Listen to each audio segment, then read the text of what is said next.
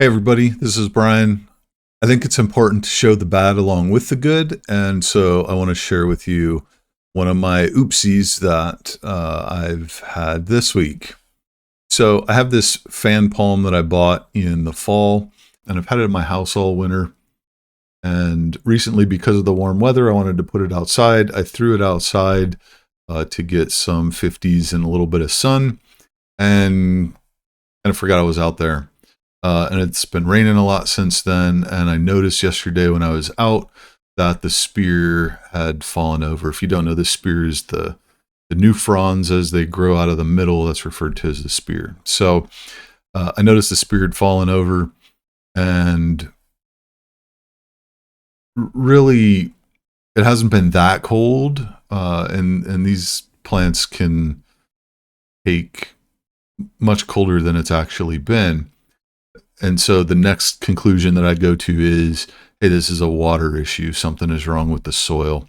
So I decided to pull it out, and sure enough, there was no drainage whatsoever. This was just like straight dirt, nothing in there to actually help with drainage around the roots. You can see, I mean, it's just mud. Like I can squeeze water out of the dirt. It was so wet. So I pulled out as much of the existing dirt as I could, got all that mud out, let the roots dry out a little bit. I've redone the soil and added 50-ish% perlite to what's going in there. And we're going to leave this guy back inside for now and let him just have a little break from the spring rains of Western Washington. So,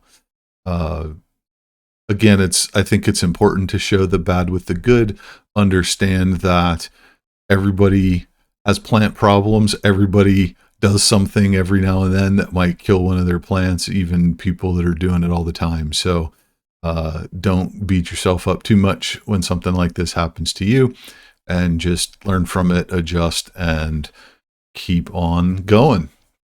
So that's it for this one. Thanks for tuning in. Happy growing.